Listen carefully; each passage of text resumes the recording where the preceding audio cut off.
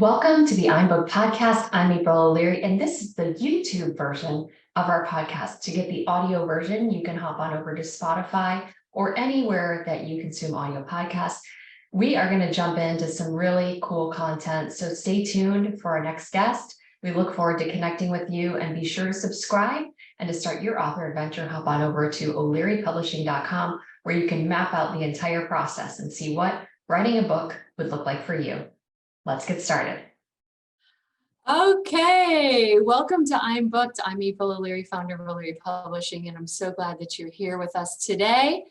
I'm super excited because we have Lauren Wysseier, and I was saying Wysseier, and she's like, it's Wysseier, and I said, you know close what? enough.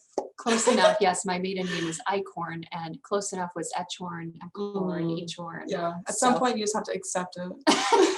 Exactly. So Lauren is a student at Penn State, and tell us a little bit about what you are majoring in. So I go to Penn State. I'm going to be an incoming junior. I'm majoring in advertising and minoring in digital media trends and analytics, which fits right into my role here. At school, I write for Onward State, which is our local newspaper on campus. It's all student run. I also work for University Tees, which is a custom apparel company on campus. And I also run their Instagram. And then this summer I met April, and I started working with her as the digital marketing intern. And it's really been so helpful and experimenting with what I want to do later and stuff. So I have to tell you the backstory to how we met is my youngest daughter, Amy, as you know, plays volleyball. And her sister plays travel volleyball. And so we happened to be at the same end of season banquet. We were waiting in the same buffet line and we were just shooting the breeze. And I found out that she was majoring in digital marketing and all of that. And I started asking a lot of questions, as I like to do. Yeah. Famous for, my kids know, I ask the public's bagger questions. Yes, absolutely I do. So we had an instant connection. I gave her my card. I said, let's follow up for lunch. And it just sort of blossomed into an internship position, and something that's been really so helpful, not only for us here at O'Leary Publishing, but I think Lauren would say she's maybe had a good time and learning a few things. So we're going to talk a little bit about that today, and about digital marketing trends, and about things that she's seeing in her work with digital marketing and what they're teaching in schools, and how you can grow your digital footprint. Using some of the tools that we use here at O'Leary Publishing. So let's talk about some of the things that you are doing here at O'Leary Publishing. Yeah, so the first thing I'm doing is I'm helping run the O'Leary Publishing Instagram and a new author's Instagram, Coach Bill Kramer. And I've been lucky enough to work alongside Bloom Digital Creatives, Alyssa Bloom. And I'm actually starting to work for her as an engagement specialist today, which is exciting. And along with that, I've been writing blogs each week with the goal of increasing our website traffic and kind of aiming for the keywords.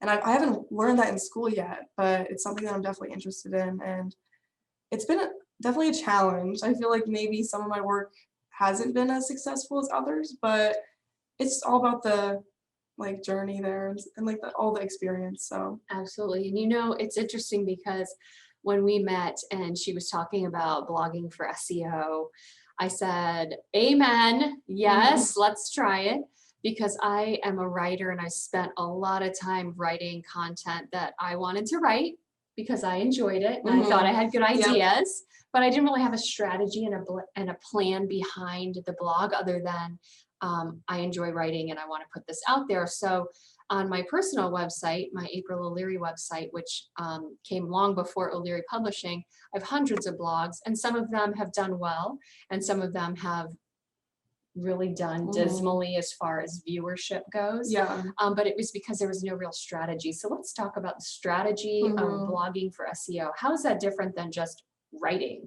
Yeah, well, I have found the same challenge is that I want to write about something that I'm passionate about, or feel my creative energy that way, but it doesn't really lead to a lot of traffic. So what I would do is I just search on Google Trends, and I'll search a keyword that I'm interested in and it aligns with O'Leary Publishing, publishing company, write a book. It's kind of like phrases like that, and it'll tell me if it's high on readership or it's like if it's a popular topic or not. And so if I find a keyword that's high, it's like very popular right now, I'll type it into the regular Google search, and then I'll just kind of like take a look at what's the top, and then I'll kind of like mimic what they do. So, it's like plagiarizing, but not really. That's what Well, April it's says. all new ideas are generated from old ideas. And Mhm. so you can take work that's out there that's succeeding and piggyback off of the ideas and make them your own. And that's what we're doing, really. Exactly. And so what has been so far of the blogs you've written for us, the one that's done the best? Ironically, it's the first one I've ever written. Really? Yeah, it was the one about Lauren Culp, Uh-huh. the American Cop story. I feel like I really focused really hard on that one. I think the key word was or the key phrase, I should say, is how to write a book. Mm-hmm. I think it was that. And that was the one that got the most clicks out of everything. Okay. It was crazy. And Lauren Culp is out there right now. I mean, he ran a political campaign. He just launched his second book with us. And so he has some of his own organic traffic of followership, if you will. And so that may be playing a little bit into it. That's true. But I think, focusing on the keywords and the strategies is definitely a different skill than just creative writing. Mhm. And so that's one of the things that I wanted to bring to the surface. It's something that I learned through our work together, is the importance of focusing on the keywords that are trending and then seeing what are people reading right now. And we do this in the book design process for our authors, is when you are writing a manuscript and going through the editorial process, sort of like if you hired an interior designer to come remodel your house, you would want to look through design magazines and see what trends are popular. And then you want to update your house based on the current trends. You would do the same with a book. Right. You would look at the cover design and the back cover, and you mimic the trends that are popular today. And so with SEO, it's important to write on topics that people are finding interesting and reading right now. So that was something new for me. Yeah, I was happy to experiment with it. And so we also were talking about Instagram and the O'Leary Publishing Instagram account. If you don't follow us, please do. We invite you to follow us. But also the experience of launching a new author Instagram. So let's talk about Bill Kramer's Instagram account, which is at Coach Bill Kramer, correct? Yeah, correct. And so what have you found interesting or learned about the process of launching a brand new brand and a brand new social media account? Well, I've had a lot of fun with it. The one thing that I've had a lot of fun with is researching people who align with his interests and who would be potential customers for him, and interacting with them, sending them a nice DM or like replying to a story. And it's interesting that some of them actually don't respond, or they won't even accept a request for a while, which I guess maybe a lot of them aren't active on Instagram, so it's fair. And another thing I found that's interesting is a lot of people will actually swipe up after you repost your post, and you're like, and you say new post. People will actually like swipe up, and I think it is effective. But it's been really fun to build it from the ground up. I think we've grown it from like 30, or I've grown it from like 30 to like 200-ish. And we have some heavy hitters that we're sort of keeping at bay right now. He has had a lot of success as a football coach, and he has a lot of really heavy hitter connections. He's got Urban Meyer and Dave Wanstatt, who have lended quotes to the book that are on the book cover. And so we want to make sure that the book is available for order and for print. So we haven't really pushed out in the way that we could yet, because we're sort of being judicious with our social media asks. And so let's talk a little bit about social media asks and using the relationships we have maybe in person to ask an influencer, for example, to share something you've done. Have you done that before? And if so, like, how do you feel about reaching out to influencers?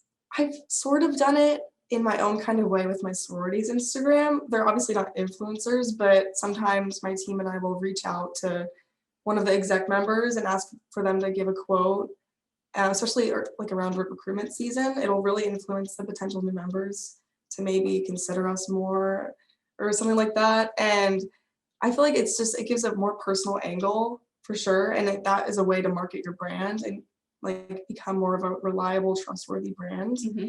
And for Bill Kramer, in his case, since he does have so many like really great connections, I feel like that could really leverage his brand and make him more of a trustworthy kind of persona, although he is, of course, but to his customers, like if they see these testimonials or kind of like nice words said about him, they'll be more inclined to, trust the book and like want to buy it. And it's interesting because there is a bleed over, right? It's a transition period when you have, he has spent his life in the real world. I'm saying that in quotes, if you could see me, building relationships with people that he's worked with.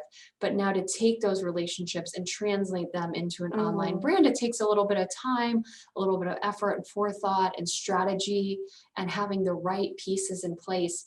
I was just on the phone prior to this podcast with a potential new author who has done movies and media, and she's built a brand more around like a kind of a Hollywood brand, but this would be her first book and it's a memoir. She's an ex-Playboy bunny, actually. Wow. And we were talking about having the right pieces in place in order to catch the people that you want to catch with your book. So even though you may have success in other areas, how do you translate that to an online brand? How do you convey that with your website? How do you entice people, even if they pick your book up first, to get to your website? Because it is a holistic brand strategy, which includes one of the things that you also manage for us, which is our weekly newsletter. Yes. Oh, I so let's talk about that. Because that is something that I think people have really responded well to and have come to rely on. Every Friday at noon, we send out our publisher's update. And so let's talk a little bit about your strategies with that. Yeah, so I've had a lot of fun kind of curating it, making everything flow really nicely. Of course, April always proofreads it, but I can't help it.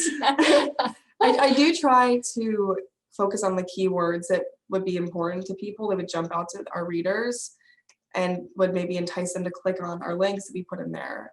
Especially with the blog, one method that I have been doing is I kind of take an excerpt from the blog and then I say continue reading by clicking here. And I think that could maybe entice people to keep reading if what they are reading in the newsletter is intriguing them. And part of the newsletter strategy, for those of you who have a website and you maintain a newsletter, is driving traffic back to your website. So you want to always drive people back to your home base, whether that's to sign up for a course or get an excerpt from your book or engage in reading your blogs or videos or whatever. So we try to focus on how we can deliver content that's valuable enough to sort of create a brand awareness so that every week they are potentially seeing our new authors. Right. We're conveying our events that are coming up and all of that. Social media. Yeah, all of their social media. So, running a business, whether it's a publishing company or whatever business you are in, it is important to realize that it's not just one strategy. It's not taking a hammer. They say if you have a hammer, all the world's a nail. And it's not just trying to beat everything down with the same tool. It's coming at the brand from a variety of approaches. It's the newsletter, it's the Instagram, it's the blog, it's the engagement. So what of all of this would you say you haven't tried yet that you were hoping to get your hands into? The one thing I have been thinking about recently is I've been wanting to do some sort of creative thing with the Instagram story. Okay. I do post on the Instagram story every day where I post in the morning just to repost a recent post, but I was thinking I would want to do some sort of creative engagement focused Instagram story, with maybe a question box. I always pay attention to like popular brands and see what they're doing. And one example that I did see, I don't know if anyone's familiar with this brand, it's called Mad Happy. They have like a sub brand sort of, and it's just like one clothing line within all of their clothing lines. And they did this thing recently, and I don't know what they asked. I think they asked what their audience's morning routines were like, or what was one part of their morning routine that they couldn't live without. and there was a question box, and they said that they would repost not all of them, they would repost a few of them a couple days later. And I actually tried that out with my other internship with Penn State World Campus, and we ended up getting a lot of responses.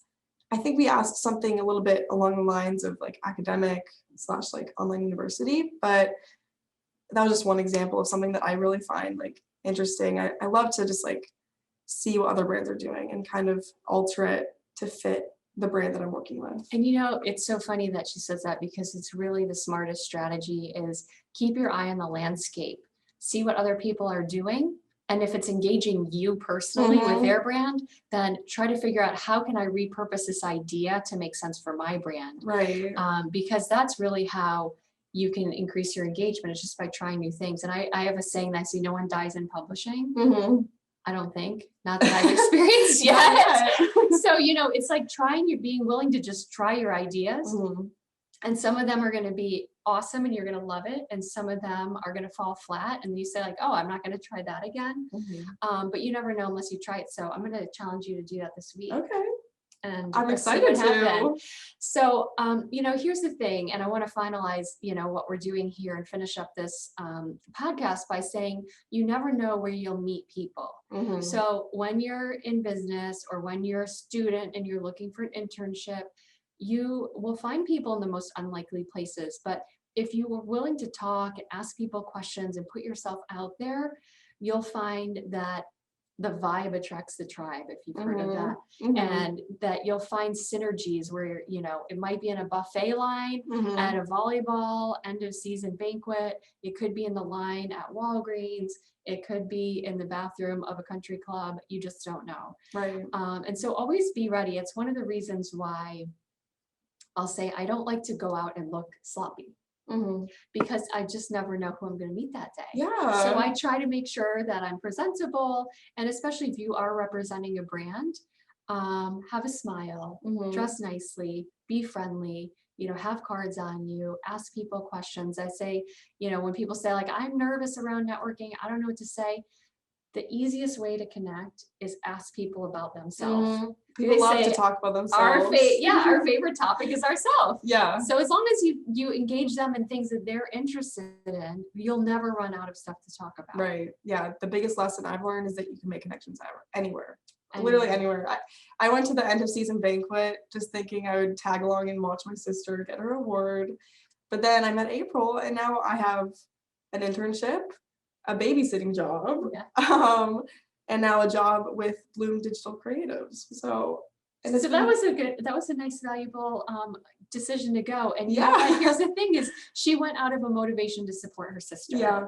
And I think when you do the right thing and you invest in the people who care about you, things can happen. She could have just as easily said, oh, it's going to be a boring event and I want to sit at a stupid volleyball banquet. Yeah. And I'd rather go out with my friends or stay at home and watch Netflix or whatever.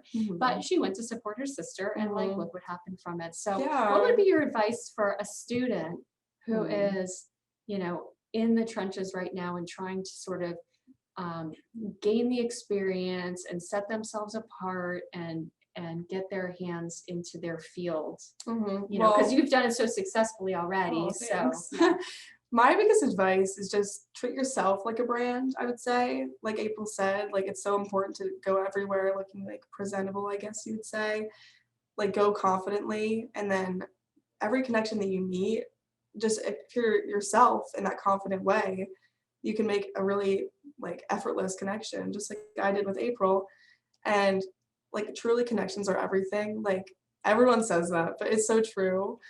Like just from one connection, it's a domino effect. Like it leads to so many other connections. And now I have this like priceless experience that has just like gotten me so far. And it's not even like academic. Like this stuff I can't even learn at school. It's just experience from like the real life. So I would say definitely my biggest advice would just be market yourself in a way so that you can make all these really meaningful connections, and just don't give up. Honestly, like before I met you, I was struggling to find an internship. Actually, before I found my Penn State World Campus one, I was like looking at all my peers. I felt like I was kind of behind. Then I got my Penn State World Campus one, and I feel like I kept on getting these really meaningful connections and experiences once I started being confident and realizing that I can get whatever I want in life if I just go confidently and have faith in myself and have a clear vision of my goals, really. Well, you can see why I snapped her up from the buffet line, right? I forgot about that dinner long ago, but I will not forget Lauren. So, I'm really grateful to have met her. I wanted to give her a chance to be on the podcast. It was funny. She showed up at the office this morning to get an office tour. The work we do is remote, even though we're both here in Southwest Florida. And I kind of sprung it on her and I said, hey, you want to be on the podcast? And she's like, yeah, but I'm really nervous. So you know what? And I think that's the final piece of advice I'll say is that say yes. I have this little plaque that says just say yes, because I think that when you're in a growth mode, it's important to take the opportunities as they come. And there might be a little bit of fear or uncertainty or like, I haven't done this, but if you're willing to just say yes and show up and do it, lots of great stuff can happen. So thank you for being part of O'Leary Publishing this summer and for being my valuable intern. There's no way I'm letting you go, just by the way. And we'll discuss all those details later. But thank you for being a part of the iBook podcast and being a valuable listener as well. If you like this podcast, be sure to share it with a friend. Pass it along to anyone you know who's interested in publishing, writing, building a digital brand. They will thank you for it. So thank you for being here. Thank you for having me. Have a great day, everyone. Bye. Have a great day. So this has been another episode of the iBook podcast. I'm April O'Leary signing off. Be sure to hop on over to o'learypublishing.com to start your author adventure and see what writing a book could do for you in your profession, in your career, and what doors it might open. We thank our guests for being a part of the show today, and be sure to subscribe to podcasts here on YouTube. We look forward to serving you and helping you get your book out into the world.